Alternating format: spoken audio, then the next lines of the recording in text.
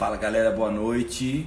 Lembrando que eu não posso mais pôr música, porque depois o YouTube e o Instagram boicotam minha música e aí eu não consigo depois usar o vídeo de novo em outros lugares.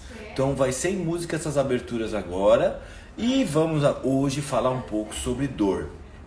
Então, eu vou falar um pouco para vocês, vou contar um pouco para vocês como é que avalia a dor, quais são quais as melhores opções de tratamento para dor com um cara que é um especialista nisso, né? Então é sempre importante a gente ouvir palavras do especialista. Vou cantar, Fabrício. Nas próximas eu vou cantar. Tô treinando para isso. Então deixa eu chamar aqui meu convidado de hoje.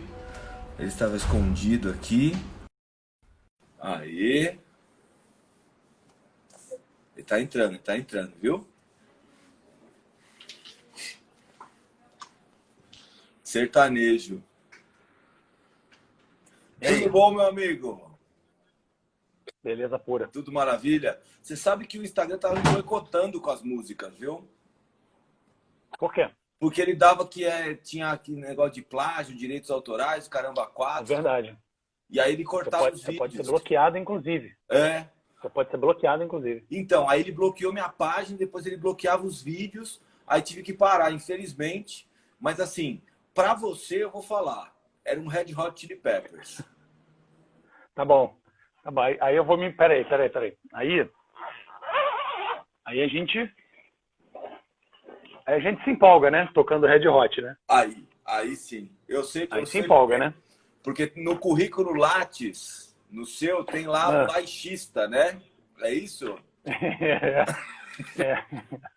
Tem lá produção. Olha quem entrou aí, o Edmur, o músico. O Edmur também, o grande Edmur. Beijo pra você, É. Edmur. Cara, primeiramente queria agradecer você pela disponibilidade aí, pra gente trocar um pouquinho de figurinha sobre um campo que você domina tanto, que é o campo da dor, né? Que você estuda tanto. Então, a primeira coisa, né, é aquela pergunta clássica, né? Quem que é o Arthur Padão? Conta pra gente. Pô, Leonardo, sabe que tipo de pergunta isso parece, cara? Daquele programa da Maria Gabriela, cara. Maria É Gabriela. isso. Tipo assim, seu nome, quem é você? É vida? Não, mas ela é assim. Ela é Fatos, assim. Arthur entendeu? Padão por Arthur Padão. É. Ai, cara, porra, sei lá, cara, eu posso falar muita coisa, né? Eu vou falar assim, isso aqui é da minha veia, né? Então isso aqui Isso. faz parte da minha veia de longa data, né? Eu comecei a aprender a tocar instrumento. Primeiro que eu aprendi piano sozinho, depois eu fiz aula de violão, depois eu fiz aula de contrabaixo. E fiquei no contrabaixo, porque a galera, os meus amigos, né? Não tinha contrabaixista na banda, eles queriam que alguém tocasse baixo. Aí eu fui. Aí, aí fiquei. Mas isso aqui está muito na minha veia, né? E aí praticamente a minha carreira, isso aqui, inclusive, foi um dos grandes responsáveis por eu me interessar pelo estudo da dor. Porque eu tinha muitas dores de tocar contrabaixo, né? O primeiro baixo que eu tive tinha 7 quilos. E ele ficava pendurado aqui, meu irmão, e eu acabava ferrado, E aí vários shows. você tocava na Muito Night Carioca, né? tocava na noite, tocava em festival, desde 16, 17 anos. E aí tive muitos problemas, cara, com isso. E aí tive que me tratar com físio. Aí que eu fui a uma clínica de fisioterapia a primeira vez, né, aqui no Rio, e comecei a gostar. E aí fui entrando, né? Eu entrei na faculdade, o Edmur, que é essa cabeça aí, ele era meu monitor de anatomia. Quando eu estava lá, ele é acho que 2 anos na minha frente, assim. E, cara, sigo isso a minha vida toda. E Você fez faculdade no Rio falando da minha mesmo? cara, fiz no IBMR. IBMR é uma faculdade top de linha privada do Rio, talvez a mais top, né? Que a gente tinha naquela geração. E bons profissionais davam aula lá, rotineiramente, como se formaram. O Palmiro, por exemplo, é um professor cativo do IBMR. Né? Então, o Dan deu aula do IBMR, a Carla Daniele deu aula do IBMR. O Só Ed não gente deu ruim, aula, só né? gente ruim. Só gente ruim, só gente ruim. E a minha carreira toda, cara, foi construída em estudador. Tudo, tudo. No esporte, eu trabalhei no Botafogo aqui no Rio, né, no clube. Aí quando eu fui fazer minha especialização em dor no HC, que aí meu mundo abriu muito, né, minhas opções de trabalho e tal. Depois eu fiz uma outra especialização aqui no Rio, no grupo que eu trabalhei. aqui no Rio. E foi tudo assim, cara, mestrado, especialização, as aulas que eu dou são todas sobre dor, então eu respiro esse negócio aí direto, bicho. Então, eu sou um cara doloroso, digamos assim, né? É isso, é isso. Esse é o Bastante. grande trocadilho, cara, que eu acho muito legal as É, publicações. Você fala atenção dolorosa, eu acho muito legal isso. Mas é. Tem os dolorosos e os doloridos. Os dolorosos são os profissionais, os doloridos são os pacientes. entendi. Sacou? E me fala uma coisa. Você falou dessa sua questão da dor que surgiu tocando contrabaixo e tal. E aí? Porque o que acontece? Você se formou quando? É, 2004. Tá. Então eu vou te falar exatamente o que aconteceu com você, que passou comigo também. Quando a gente se formou, É. na minha faculdade, tinha lá no último ano de faculdade. Ó, deixa eu só falar um beijo pro Murilo, que ele tá com Covid internado em casa agora, que ele trabalhava em UTI. Poxa, que Melhoras aí, Murilo. boa sorte aí, bicho. Vai dar tudo certo, é atleta, não é? Então, seguinte, você saiu da faculdade sabendo aquelas teorias de dor ligamentar, dor tendinosa, dor não sei o que, dor não sei o que lá. E como que você virou a chavinha? Entendeu? Porque assim, hoje a gente sabe que aquilo lá é um raciocínio muito limitado para entender a complexidade da dor. Então, como é que foi para virar essa chavinha? E doeu muito para virar a chavinha? Não, teve chavinhas piores. Eu vou te contar depois, tu me pergunta se não eu esqueço. Teve chavinha pior com bandagem, pra mim, né? Ah, então vamos lá. Eu vou contar. Então, assim, não foi. Quando eu estava. Até o sexto. Lá o IBM eram 9 períodos na época, né? Então, depois, acho que uns 3, 4 anos depois, que eles mudaram a grade curricular e passou a ser 5 anos em todo mundo. Mas em 2002, que eu estava na metade da faculdade, eu já estagiava no esporte, estagiei no Flamengo, no Botafogo e tal.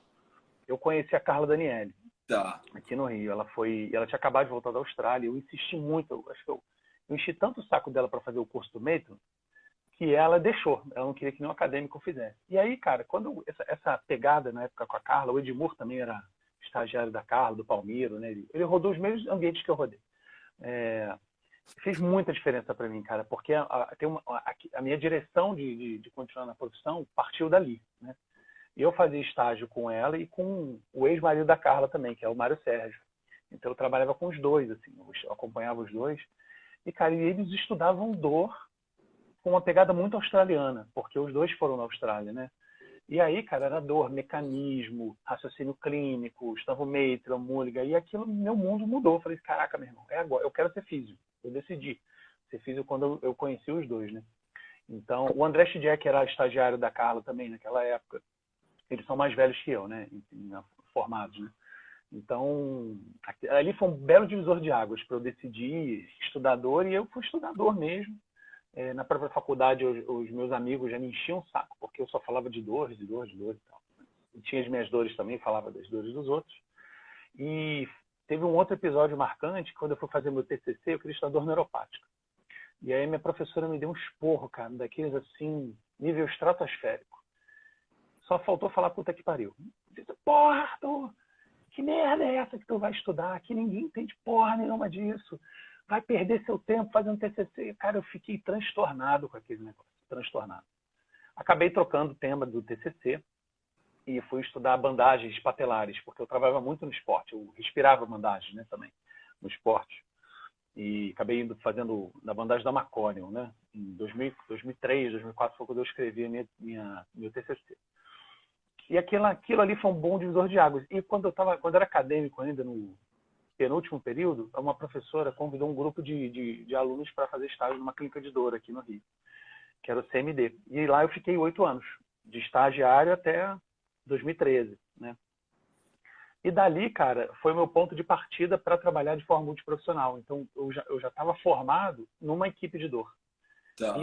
E eu passei em várias, eu participei de várias, né? E essa equipe era muito legal, porque tinham 15 físios trabalhando, tinham vários médicos, psicólogos, arteterapeuta, tinha um dentista, uma psiquiatra. Então era um grupo muito legal, tinha uma interação muito maneira, sabe? Era o único grupo privado que tinha no Rio na época. Então, todo o meu viés multiprofissional até hoje vem dessa base aí, né? Com a Carla, com esse grupo de dor lá aqui no Rio, entendeu? E a partir daí muitas coisas aconteceram. foi assim. Entendi. Deixa eu só Foi escrever. Eu tô doloroso, né? escrevendo aqui o tema que eu esqueci de pôr. Ah, bota aí. Senão depois o pessoal fica perguntando. Já vi que tá o Delmane aí também. Já vi que tá uma galera. O Edmur tá dando uns pitacos aí também. É o pitaqueiro do Rio. Ele falou Pitaqueiro que do ele Rio. podia te descrever, se o pessoal quisesse, ele podia explicar quem era você. Eu achei melhor não. Pode, ele pode. Eu vou ter uma reunião com ele depois de você, cara. A gente vai Ah, conversar umas entendi. paradas aí Então ele depois. já está Porque ele tá preparado, ele já nervoso. está preparado. Ele tá nervoso. Mas é isso, Léo. Foi isso que aconteceu comigo, cara. E assim, só falando de episódios marcantes, né?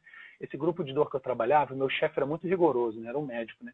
E assim, eu aprendi um pouco, eu aprendi a ser muito crítico com a Carla, que a Carla é muito crítica, e continuei a minha parte crítica com ele, né? Porque, apesar dele ser médico, não ser físico, ele tinha uma experiência em dor clínica absurda, né? Então, eu pegava pesado, né? E aí eu fui estudar em São Paulo, por muita insistência minha no HC, ele achava que eu não precisava estudar em São Paulo, porque tudo que a gente tinha na clínica é verdade. Cara, não faltava dinheiro, Léo. Se eu pedisse dinheiro para ir no congresso, eu ganhava. Se eu pedisse dinheiro para fazer um curso, eles me davam. Não faltava. Não sei de onde vinha o dinheiro, mas não faltava. Tava lá. E teve esse episódio que eu queria ir para São Paulo estudar e ele foi contra, mas eu fui, consegui um descontaço lá para fazer minha formação em dor no HC. E aí em 2010, eu falei para ele que eu queria ir no Mundial de Dor, em Montreal.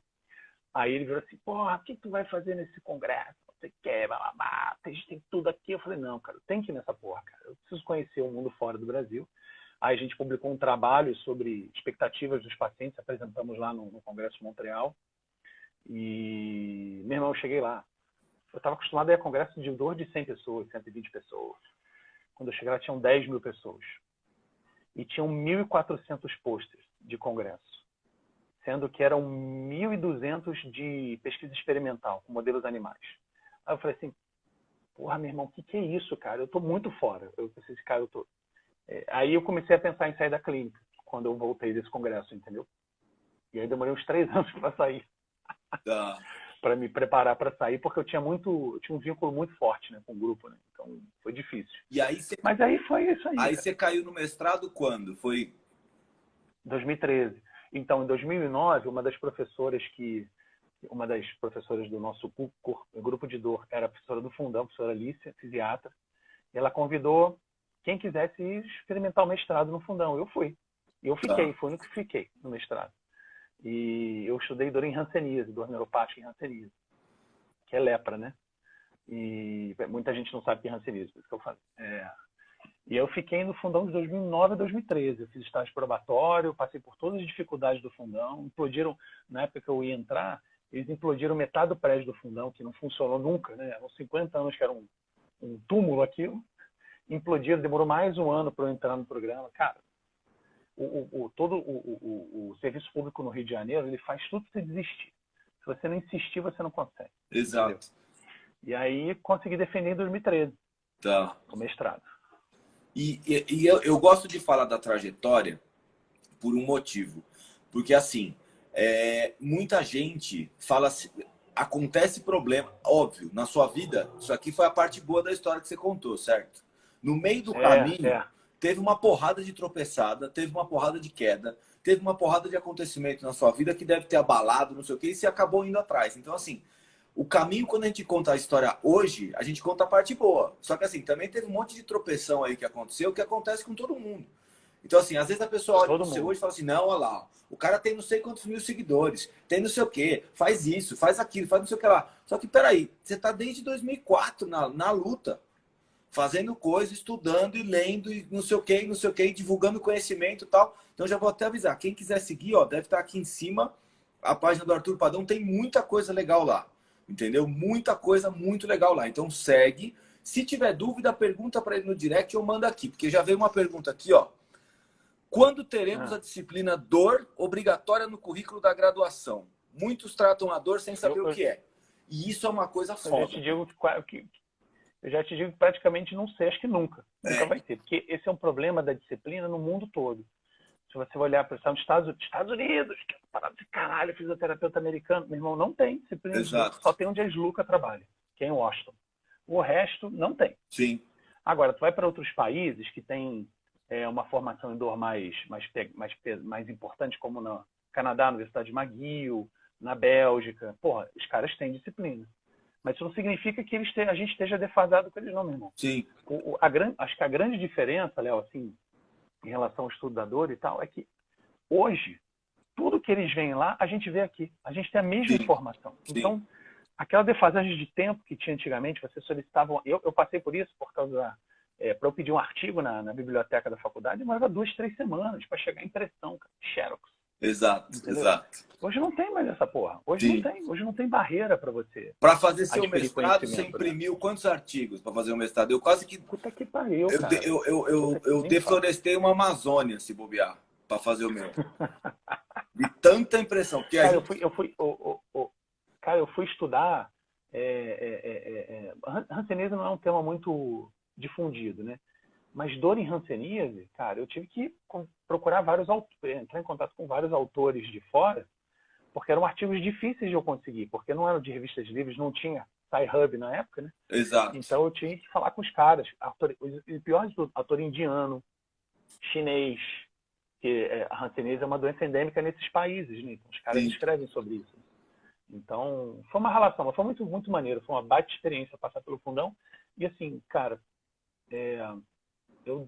mais 5, 6 oportunidades que era para desistir do mestrado, mole eu insisti, porque senão o Heráclito, sabe o Heráclito aqui do Rio? Sim. Ferrando, ele tá fazendo mestrado lá na odontologia, estudando espectroscopia com DPM, né? Cara, era para ele ter desistido 50 vezes. A máquina quebrou de ressonância funcional, aconteceu não sei o quê, o paciente não foi. Pô, só pra... É que a gente é insistente, né, cara? Exato. Eu acho que, assim, tem uma curiosidade e uma insanidade que acompanham essas pessoas, entendeu? Então, é aquela insanidade de falar assim, não, vai dar certo. E você vê que tá desmoronando o mundo. Você fala, não, agora vai. E aí tem aquela curiosidade de falar assim, meu, eu vou provar essa desgraça. Eu quero ver até onde vai esse estudo. Então, acho que a curiosidade e a insanidade move muita coisa, né, nessas horas. Move. E você tem que se virar, né, bicho? Exato. Não tem jeito, né? Se você não fizer, você vai ficar sentado esperando que ninguém vai fazer para você. Exato. Acho que é igual a nossa prática do dia a dia, né, Léo? Sim. Você quer receber paciente? Meu irmão, corre atrás, bicho. Sim. Ficar sentado, quem sabe vai bater um paciente aqui na porta. Que legal, vi você no Instagram. Não, isso não acontece. Na vida real não é assim, né? É outra pegada, né? Infelizmente, por isso que tem uma seleção natural dos profissionais, né? Que você pode perceber quantas pessoas da sua turma de faculdade ainda atuam como físio, né? Na minha turma a gente percebe muito isso. Poucas pessoas seguiram na físio. Eu sou de 2000, né, cara? Eu sou um pouquinho antes que você, então assim, a galera tem um monte de gente que não atua mais como físio, não. Mas a galera que ficou muito boa, né? Então assim, foi uma seleção natural e a galera que ficou é boa. Então isso que é o bom da história, né? Os meus amigos de faculdade foram para outras áreas, eles são muito bem posicionados, cara. Sim. No mercado aqui no Rio, também. Cada um com seu serviço, feliz da vida, tá bom. Deixa eu te perguntar uma coisa, Arthur. Como é que você define dor? Se eu for falar para você, qual que é a definição de dor? Como é que você consegue me explicar isso? Olha, eu posso definir dor de diversas formas, cara, para você. Mas assim... a ciência tem algumas definições propostas. Eu gosto de uma definição brasileira do professor Drummond, já falecido, era um médico, ele escreveu um livro muito, muito foda, que não existe mais tiragem do livro dele. O nome do livro é Que Todo Médico Deve Saber Sobre Dor. Ele escreveu uma coisa assim, tipo de roda de bar. Dor é tudo aquilo que o paciente diz ter na hora que ele diz existir. Acabou, não precisa te falar mais nada. Aí isso é cognitivo, emocional, aversivo, que tem lesão, potencial real ou risco. Está tudo inserido no bolo, mas é algo que algo que a pessoa vai se queixar. Então, assim, é uma experiência muito única, muito individual, né? A gente tenta interpretar a experiência dos outros da nossa maneira, né? Só que a narrativa é sempre do outro, não é nunca nossa. Sim. Né? Então, acho que por isso que torna tão complexo mesmo entender as dores dos outros, né? Então, eu gosto muito dessa frase do professor. Né? É isso que eu acho interessante, porque assim, o tamanho da complexidade da sensação da dor, né? Então, assim, de onde que pode vir... E assim, e como é que você faz, por exemplo, na sua prática clínica, como é que você faz para diferenciar isso? Você usa algum tipo de... Porque assim, a gente precisa saber muito do clínico, né? Para fazer pesquisa é uma coisa... E no seu dia a dia, no seu consultório, você usa questionário de dor? Como é que você faz para para entender como é que você... qual é o tipo de dor e qual que é a melhor estratégia para você tratar? Como é que você faz isso na sua prática clínica? Cara, existem muitas possibilidades de investigação em dor, até da tua própria habilidade na anamnese, né? Então, existem formas diretas e indiretas, entrevistas com perguntas diretas ou perguntas mais gerais. Acho que depende muito do paciente. O paciente sentou na sua frente, começou a falar de uma forma, você entra numa linha dele. Ele Tá, começou a falar de outra, você entra em outra linha. Não tem uma coisa muito pré-definida, né? Eu gosto de pensar dessa forma, inclusive. tá. É, já existem serviços que têm perguntas pré-selecionadas. Então, é uma entrevista semi-estruturada, né? Onde dói? Quanto tempo? Sim, Como é? Tá errado não, mas é uma outra narrativa, uma outra forma de investigar. A minha rotina hoje é deixar o paciente falar o que ele quiser, só que eu tento ajudar ele a organizar tudo numa linha de tempo, né? Então, se ele vai lá na época da Segunda Guerra Mundial, aí ele vem para o passado e pensa, mas no futuro eu acho que vai dar certo, eu tento ajudá-lo a fazer uma coisa organizada para me ajudar a entender o fenômeno, né, dele, né? A ideia é essa. Então, eu gosto de organizar a avaliação em linhas de tempo, normalmente. E a partir do tipo de padrão de sintomas que ele apresentar, eu posso seguir um caminho de métodos de avaliação, né? Então, por exemplo, dor neuropática, que é uma dor muito menos comum na prática clínica, mas ela é muito bem definida. sim. Então, existem situações que ele vai falar que já vão rapidamente me chamar a atenção de dor neuropática. Então, eu já parto para instrumentos, para formas de avaliação subjetivas e objetivas para isso. E se ele me trouxer outros fenômenos de dor musculoesquelética, eu já vou para um outro direcionamento, né?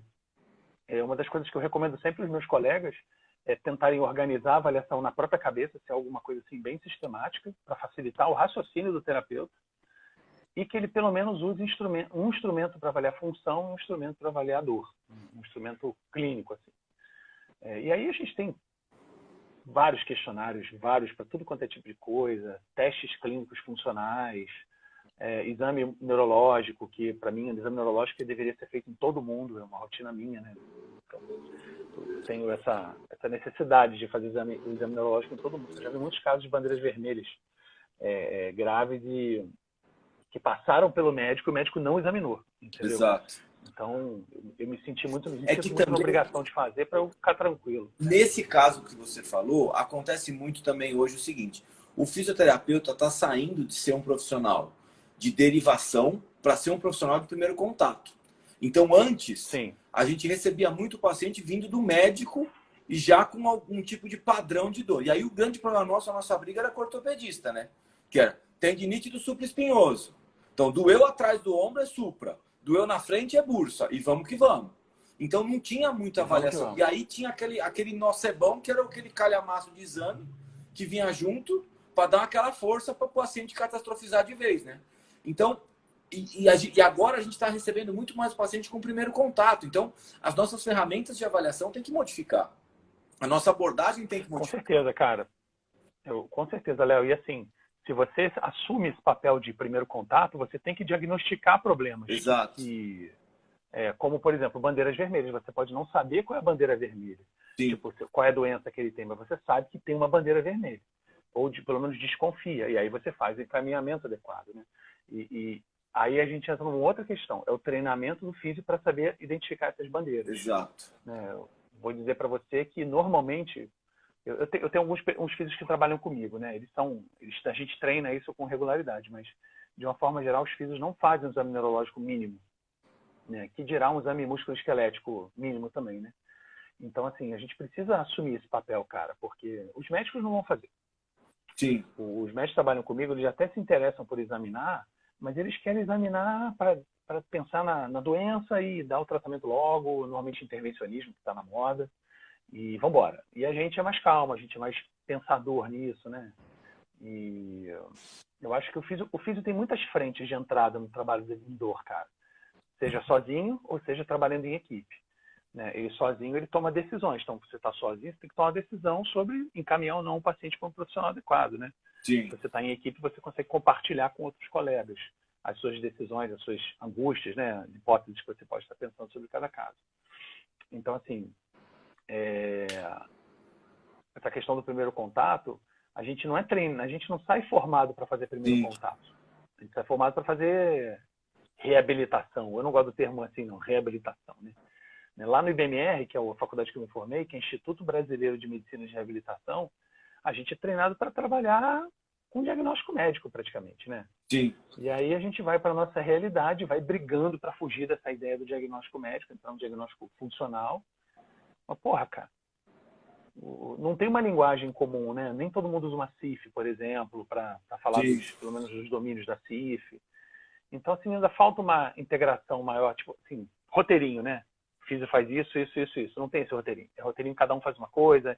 Aí, por exemplo, você que estudou osteopatia firme, aí você tem um outro roteiro na tua cabeça. Aí quem faz a quiropraxia tem um outro roteiro. Aí quem faz a RPG um outro roteiro. Porra, não dá, cara. Não Sim. dá. Pra mim, não, eu acho que não devia ser assim. Tinha que ser uma coisa mais sistemática, organizada. Me fala um negócio, como é que você encara e vê qual que é a hora de utilizar a terapia manual? Porque a gente sabe, por exemplo, os efeitos neurofisiológicos da terapia manual, né? A gente tem alguns efeitos importantes já comprovados da terapia manual. Então, qual que você acha que é a hora ideal para a gente entrar com a terapia manual e qual que é a hora ideal para tirar a mão do paciente e botar ele para fazer algum tipo de exercício? Porque a gente tem que ter esse timing, né? Sim, sim, sim. Cara, eu tento usar terapia. Terapia manual, sou super a favor de você usar sempre terapia manual, principalmente nesse contato inicial, né? Principalmente você está conhecendo os pacientes, né? Mas, assim, por mim, ele tem que evoluir funcionalmente o mais rápido possível. Então, Tá. assim, se eu conseguir em 2, 3 atendimentos, 4 atendimentos, já trazer alguma função para ele, é o que eu faço normalmente, entendeu? Agora, se o paciente está sendo visto por um outro físio já fazendo exercício, eu fico só com terapia manual, tranquilamente. Não preciso, não fico tentando fazer esse papel duplo, entendeu? Eu ligo pro físio, falo com ele, cara, eu vou trabalhar só isso aqui com ele, você manda brasa ele exercício. Beleza. Aí funciona dessa forma. Eu acho que a terapia manual, ela é uma intervenção, cara, assim, muito boa para trazer uma analgesia rápida. Tipo assim, eles ficam confortáveis num espaço de tempo muito bom, né? Quantas vezes, Léo, você já não fez uma manipulação, uma inibição de ponto gatilho, sei lá, em 1 minuto o paciente ficou muito bem. Sim. Deve ter acontecido várias vezes contigo. Isso acontece na prática. A questão sempre é a sustentação disso, né, ao Exato. longo do tempo. E nos indivíduos com dor crônica, quanto tempo mais isso vai sustentar, né? Então, assim, já aconteceu com você, comigo, com o Edmur, com todo mundo aí. Só que não é só isso, né? As Sim. coisas têm que dar um pulo, né? E terapia manual é uma bela ferramenta para gerar conforto, para você ganhar assim, confiança com a mão e tal. E aqui no Brasil os pacientes gostam muito disso, né? Essa pegada com a mão e tal. E eu acho que ela tem excelentes efeitos rápidos, mas não tão duradouros assim como a gente acredita, né? Exato. Então, é isso que eu acho. Eu acho que a gente tem que colocar cada um na sua caixinha, entendeu? Então, assim, se a gente entende que a terapia manual tem os efeitos assim, assim, assim, é para isso que a gente vai usar. Não adianta ficar inventando que vai fazer milhões de coisas, porque não vai. E a mesma coisa, exercício, a mesma coisa, eletroterapia.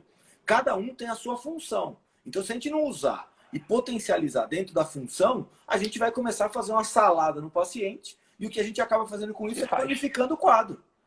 Né? Porque o paciente não vai melhorar. E faz a salada, e você não tem a menor ideia do que está funcionando bem e o que não está funcionando. Tem isso. Então, assim, você está perdendo o seu tempo. Exato. Você está perdendo tempo e o paciente perdendo o tempo dele. Né? Então, assim, tem essa questão. Assim, cara, para quem gosta de aplicar terapia manual, tem uma coisa de paixão, eu amo a minha mão. Cara, eu aprendi numa técnica muito importante na minha vida, nos últimos anos, que eu pratico rotineiramente, que é a terapia OLX desapega, sabe? Então, eu aprendi a desapegar dessas coisas, cara. Aprendi. Exato. Eu não tenho mais problema com isso. Eu tenho uma máquina de TNS cara pra caralho no meu consultório. Se eu não precisar usar ela, eu vou desapegar, tranquilo. Entendeu? Sem problema. Essa coisa, não. Não, Nenhum verdade. problema. Eu acho que. Então, isso eu acho um negócio que é importante. Porque, assim, todo mundo acho que tem um apego com alguma coisa. Eu lembro que eu tinha um amigo que se formou na faculdade e comprou um laser. Cara, tudo que acontecia no planeta, laser ajudava. Entendeu? Ele atendia todos os pacientes, era tudo com laser. Até o dia que a gente fez aquela conta de quanto que tinha de penetração, de não sei o quê, a gente percebeu que o que ele estava usando era um placebo fazia anos. Eu falei, cara, o que é? Eu falei, meu amigo. E estava ajudando, cara, né? quando eu trabalhava aqui no vôlei, eu conheci o time profissional de Niterói, né? Eu conheci os atletas e não conheci o físio, né? E eles tinham um apelido carinhoso do físio deles, que era o maníaco do ultrassom. Porque ele ficava com uma bolsa pendurada, com o ultrassom portátil e o cabeçote na mão. E ele saía passando ultrassom em todo mundo igual um louco, entendeu? Ele ficou conhecido entre os atletas, né? Com o maníaco do ultrassom. Até no olho. Eles nem sabiam, né? E você sabe, Léo, que essa coisa do desapego, né? A coisa que foi muito difícil para mim desapegar foi das bandagens, né? Que eu falei para você, né? Porque eu era viciado nessa porra, cara. Eu fazia todos os cursos de bandagem, comprava todos os livros, importava bandagem pra caramba. Mas eu gostava muito da bandagem rígida. Na sua época, 2004, 2005, tava na onda o Macônio. Eu fiz também nessa época. Eu fiz 2005, 2006. Era sensacional. As bandagens, não sei o que, era um raciocínio muito legal, cara. Entendeu? Muito maneiro, muito maneiro. Aí, olha só, aí beleza. Pô, eu investia, bicho. Eu gostava, aplicava bandagem, trabalhava no esporte também e tal.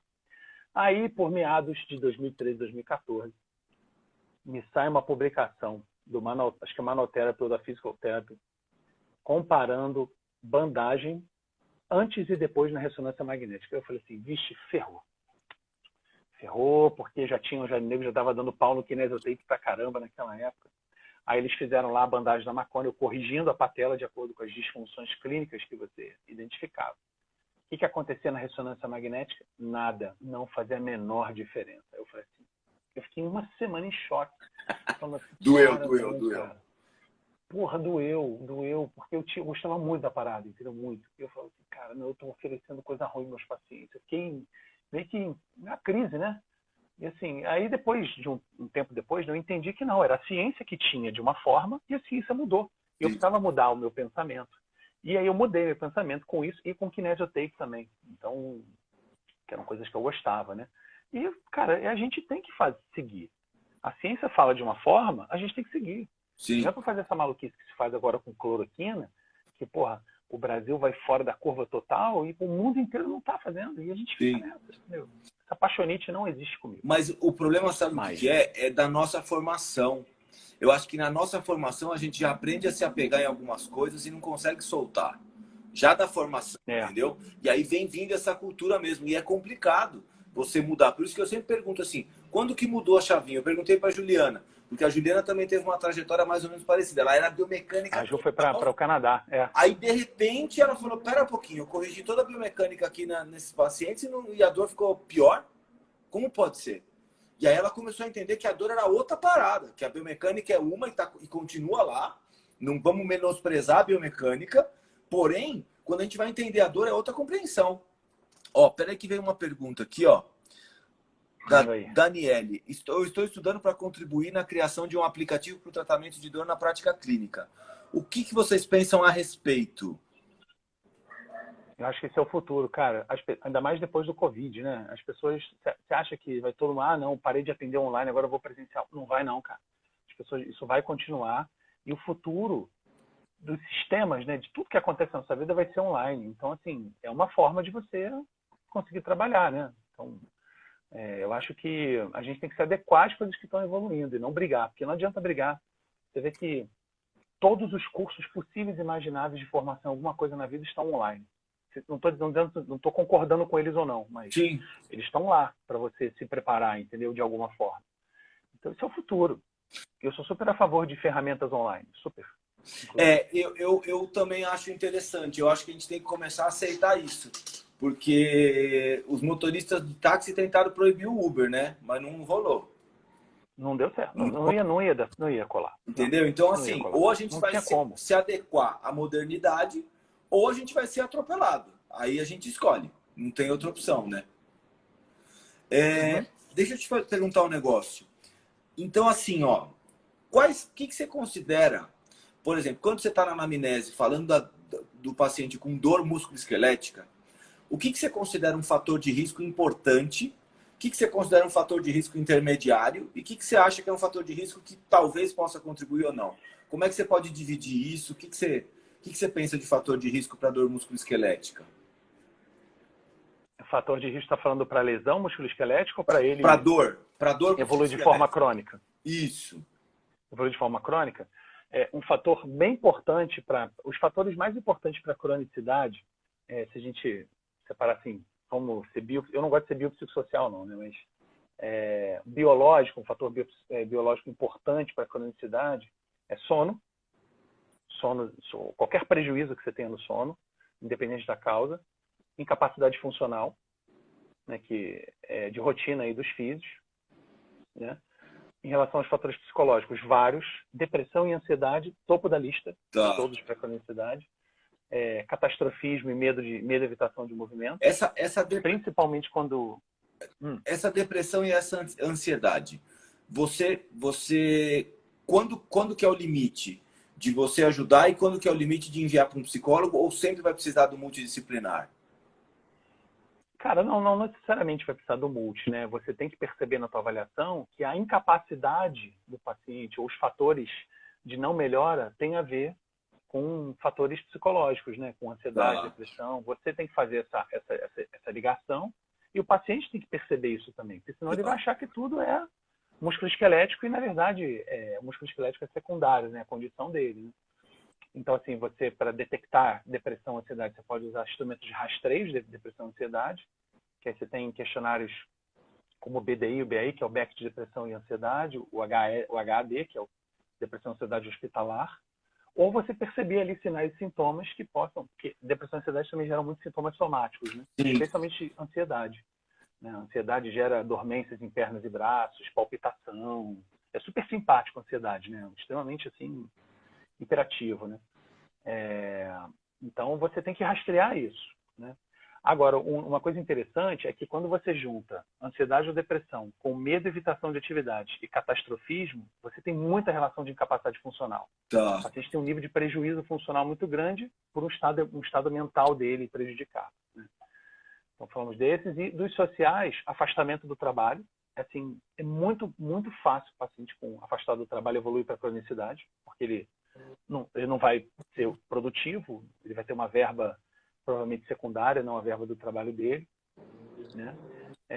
E um outro fator importante para as questões sociais é o isolamento, que é o que a gente está vivenciando agora, o isolamento social. Tem outros que podia destacar também, como, por exemplo, o estado matrimonial, as pessoas separadas tendem a ter mais dor crônica, mulheres são fatores de mais preditores do que os homens. Solteiro tem menos dor, não é isso? Solteiro tem menos dor. Solteiro tem menos dor, casado tem mais ou menos. E separado volta a doer. Separado se ferra. Entendi. Então precisa mapear bem essa história. Outros fatores importantes de predição: sedentarismo, consumo excessivo de álcool, também, que é preditor, é favorável à dor crônica, né? E são esses os principais que são descritos. Sono, né? Os mais...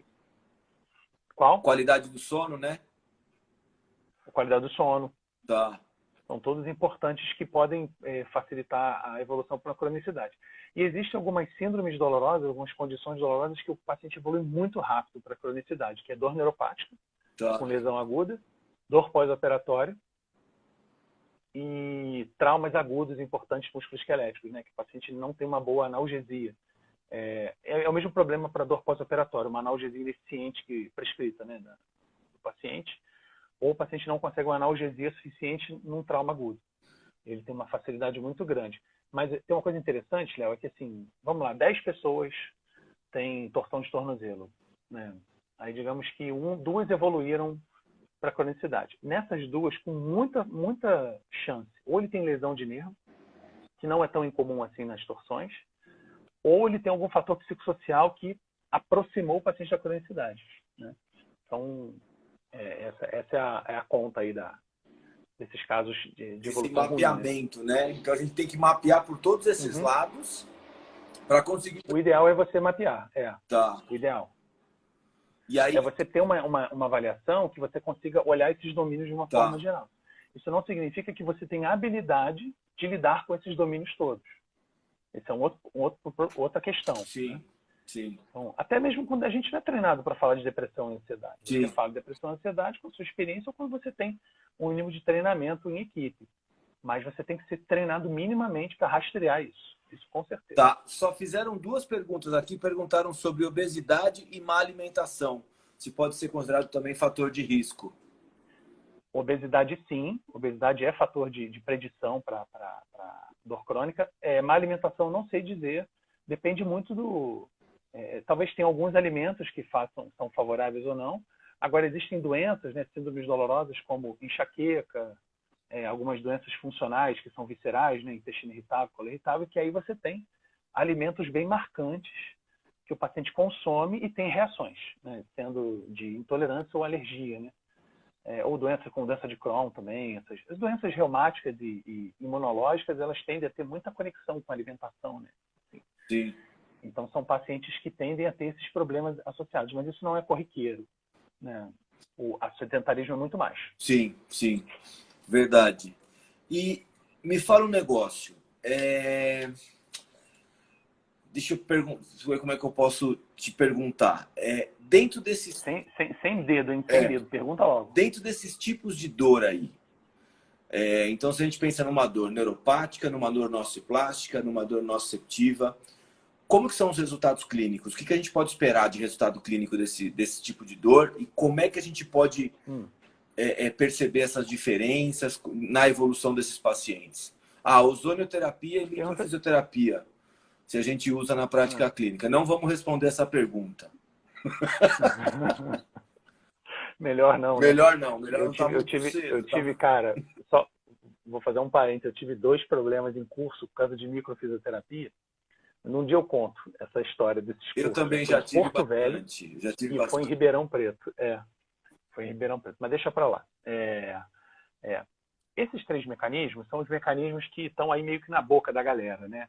Não é só isso que a vida de mecanismo de dor funciona, né? Tem vários outros mecanismos, até uns que você gosta muito, como os simpáticos e os parasimpáticos, estão muito envolvidos em casos crônicos, mais os simpáticos e menos os parasimpáticos. Mas se a gente fosse resumir nesses 3, o de melhor evolução clínica é o nociceptivo.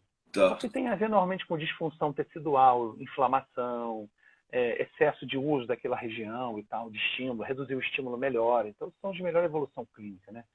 São os casos de dores bem localizadas, com normalmente impacto o impacto no movimento, né, na funcionalidade, tem a ver com a história do processo inflamatório normalmente. Então, muito nessa linha, né? Não esquecendo que víscera também tem nocicepção. Então, quadros viscerais agudos também afetam a função das pessoas, né? Então, o nociceptivo é o clássico. O músculo esquelético é um clássico nociceptivo, né? Ponto gatilho, encurtamento muscular, mau alinhamento articular, enfim, essa turma toda. O de pior evolução clínica é a dor neuropática, porque você tem uma lesão que pode não ser curada e o paciente vai ter comprometimento sensório-motores para o resto da vida, né? Então, e de uma forma geral, os nossos tratamentos não são tão bons assim. Se a gente pegar o pacote para nociceptivo, a maioria não funciona para dor neuropática, né? Por quê? Dor neuropática, ela tem uma história de evolução diferente em relação à nociceptiva e ela hipersensibiliza o sistema com muito mais facilidade. E você tem um dano na via de transmissão ou aonde quem manda a transmissão para você. Ou é na via, que é no axônio, ou no corpo neuronal. Ou por nenhum dos dois, entendeu? Então, são as piores evoluções para a medicina também. E o médico, por exemplo, ele vai ter até 3, 4 linhas de potenciais remédios para tratar dor neuropática. Se ele é nociceptivo, ele usaria uma linha só, de um anti-inflamatório simples, um analgésico simples, né? A gente usaria uma terapia manual simples para dor neuropática, que não vai funcionar para dor nociceptiva, que provavelmente não vai funcionar para dor neuropática, né? Então, em termos de tratamento para dor neuropática, né, conhecidos, tem uma revisão muito maneira que a Juliana escreveu junto com o Abraão na revista Dor, depois eu até te mando, Léo. E eles encontraram dos recursos mais utilizados da físio são o TENS, que ele tem um efeito bom para dor neuropática, e em relação à terapia manual, eles só encontraram estudos de fisioterapia para dor neuropática em síndromes compressivas, como do piriforme, do pronador redondo, do plexo braquial. Do plexo braquial, e aí fazer terapia manual nessas musculaturas, né? E pouco estudo que eles encontraram. Aí a gente tem outros níveis de evidência para exercício físico, que é o TOP, e estimulação cerebral, que é também o nível A de recomendação para dor neuropática, tanto com TMS como para o TDCS. Dor neuropática é uma dor por lesão ou doença do sistema nervoso somatosensorial, então ele pode lesionar a via de transmissão, quem transmite, e você vai ter os sintomas correlacionados definidamente aonde esses nervos inervam os tecidos, né? Então você vai ter uma distribuição topográfica muito bem definida, de acordo com o tipo de lesão que você tem, especialmente se é em nervo periférico, né? E os sintomas são bem marcantes, normalmente queimação, adormecimento, formigamento, choque elétrico, alfinetadas e agulhadas. Esses são os padrões para dor neuropática. E quando a gente vai para dor nociplástica, a gente está num terreno obscuro, cara. Porque, assim, dor nociplástica é uma dor que não é noceptiva, porque eu não tenho nocepção.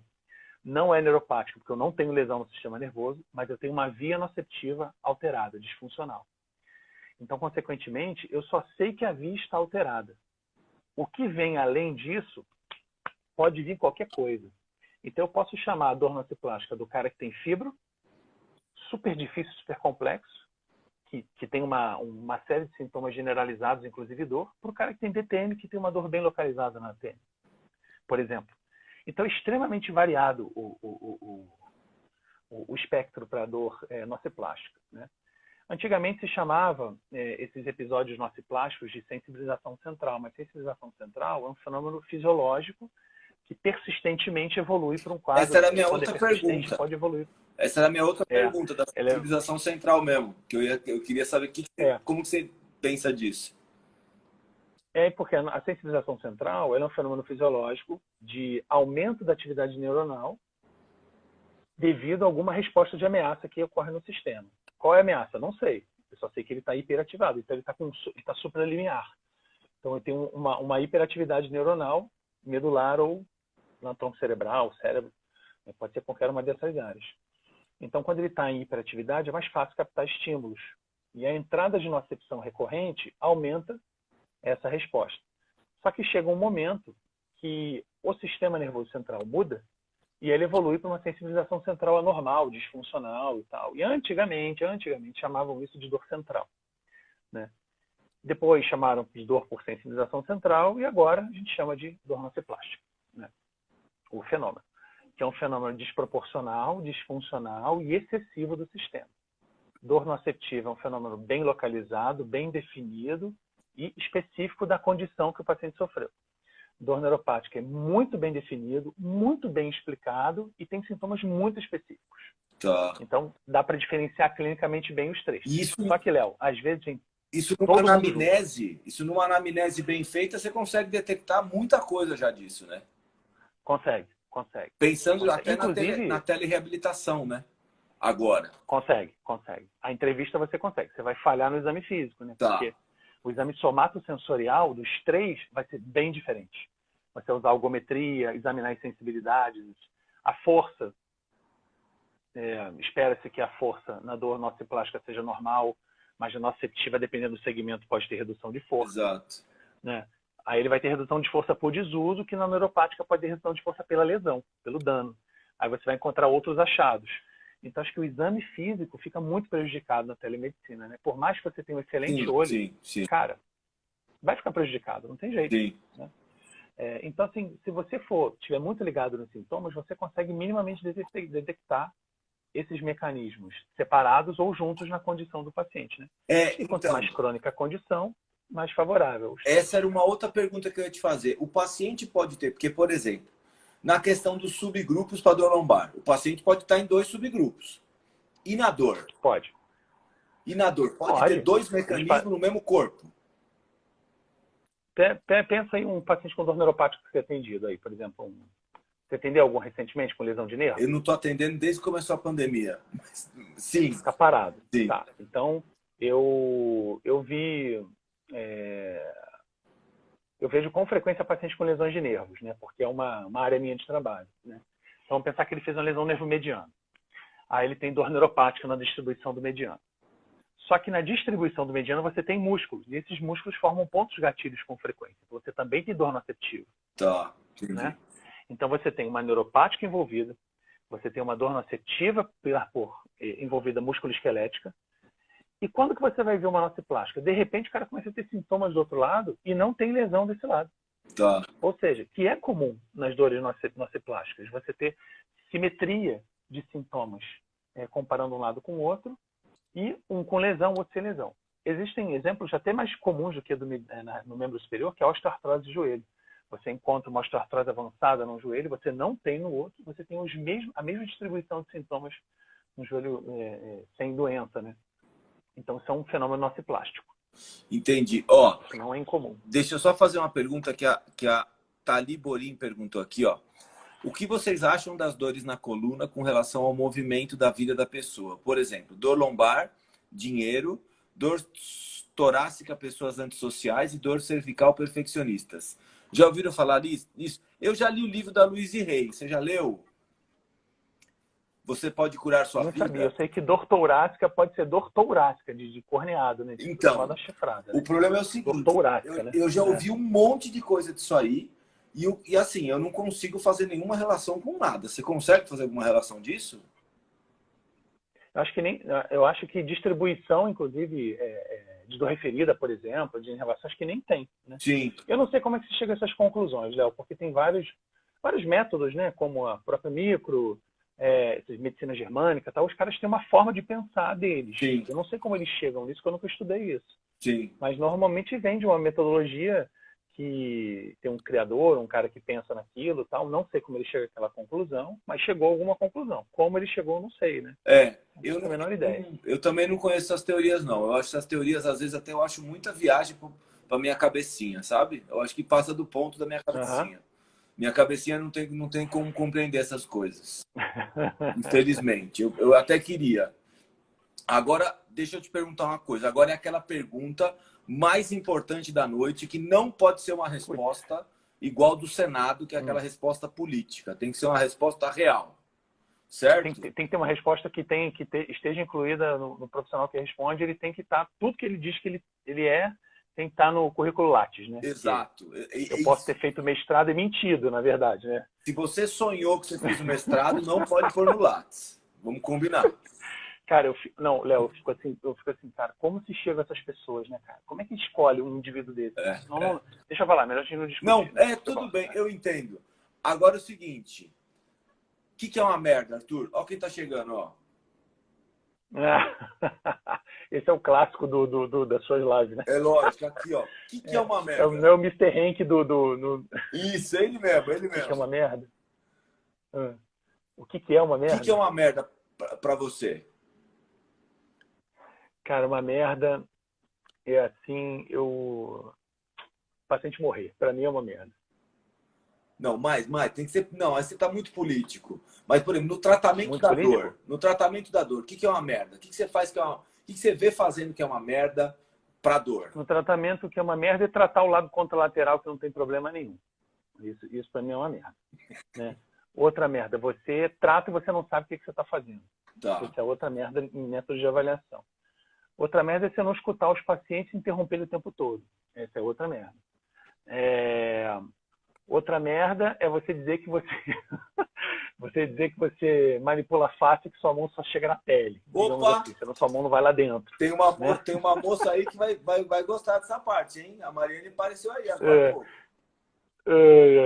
É você dizer que você faz liberação miofascial e não tem face nenhuma liberada. Isso é uma outra merda. Tem um músculo no máximo, né?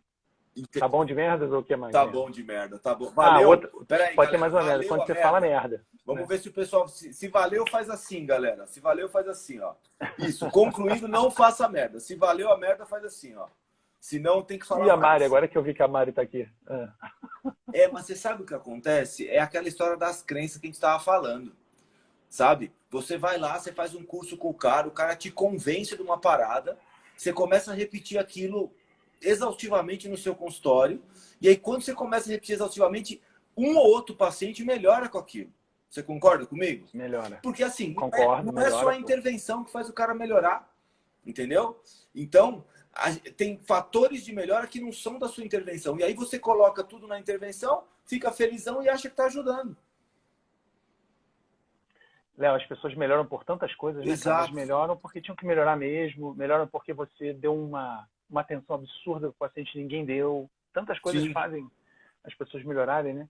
Eu acho que outra coisa que também me ajudou muito a aprender essa terapia do desapego do LX, quando eu comecei a ver resultados de ensaio clínico de tratamento nosso. Os resultados são muito ruins. E eu falo assim, cara, então assim, porra, é só 40%, é só 30%? É só isso mesmo. O resto é você construindo a parada no teu consultório. Exato. O resto é isso. Exato. E o resto é o que faz o cara ficar melhor do que a tua mão, entendeu? O teu tratamento, qualquer coisa. Isso para mim também é uma boa reflexão de eu pensar nessa coisa do LX, entendeu? Do desapego. Não, com certeza. Arthur, acabando o nosso tempo aqui, eu queria te agradecer. Porra, Ó, que vacilo, pessoal, cara, vacilo. seguinte, vou deixar a live disponível 15 dias no IGTV e quem tiver alguma pergunta direto para o Arthur, clica aqui em cima que vai estar o nome dele, pode ir lá seguir, manda um direct para ele. Pode falar aí, Arthur, pode fazer os agradecimentos aí. Pô, Léo, eu primeiro agradeço a você, cara. Pô, a gente nem se conhece muito, a gente só se esbarra aí nos congressos, na internet e tal, mas parece que eu te conheço há um tempão e a gente já bateu papo várias vezes. Exato. Acho que essa é a impressão legal que fica. E assim, eu agradeço demais. Aí eu sempre que eu posso assistir as suas lives, acho que elas são ótimas, porque não tem não tem mimimi, não tem aquela coisa política e tal. A gente tem que conversar como se a gente estivesse conversando no congresso ali do lado. Exato, exato. Nos bastidores e tal, né? E acho que o trabalho que você faz com a osteopatia é muito maneiro, cara, porque assim, sai daquela coisa de eu amo a filosofia e vamos ver como é que a ciência contribui com a osteopatia. Eu acho que isso deveria acontecer em todas as áreas, assim, da nossa formação acadêmica e tal, né? Para começar a aprender a praticar o LX. Sim. Isso é muito importante. E, cara, brigadão aí por ter me chamado. E, cara, galera, se vocês precisarem sobre dor, podem contar comigo. Pode passar dolorosamente, claro. Pode subir os aplausos pro Arthur aí, por favor. E show. E assim, eu sempre convido todos, né? Quem estiver no Rio de Janeiro, ou vier no Rio, ou for daqui, quiser conhecer o nosso grupo de dor, que a gente está preparando um grupo novo, é só me avisar e chegar junto. Então, maravilha. Arthur, muito obrigado, tá bom? Se cuida aí. Show, Léo. Vou fazer aqui uma palhinha para você, ó. Ó. Uma palhinha aí para vocês no final. É nóis. Valeu, meu amigo. Um beijo. Se cuida valeu, aí. gente. Boa noite. Beijo. Valeu, Léo. Grande abraço, cara. Galera, muito legal esse papo, um papo doloroso, né? Um papo doloroso com meu amigo Arthur Padão. Espero que vocês tenham gostado tanto quanto eu. Subam os aplausos para ele, pode subir mais aplausos para ele, que ele ainda deve estar vendo. Beijo para todo mundo. E agora, lá no grupo do Telegram, tem o link da tutoria, tá bom? Que a gente vai fazer a aula especial da tutoria em anamnese. Então agora eu já vou sair daqui, já vou entrar na aula da tutoria. E já vou colocar isso aí no IGTV. Quem quiser assistir de novo, quem quiser, clica no envelopinho aí, no aviãozinho e manda para quem você quiser essa live aí, tá bom? Beijo para todo mundo. Camiseta do Estilo Sincero, lá na página Estilo Sincero, clica no link da bio e compra sua camiseta para ajudar nós, né? Sempre é bom, né? Beijo, tchau.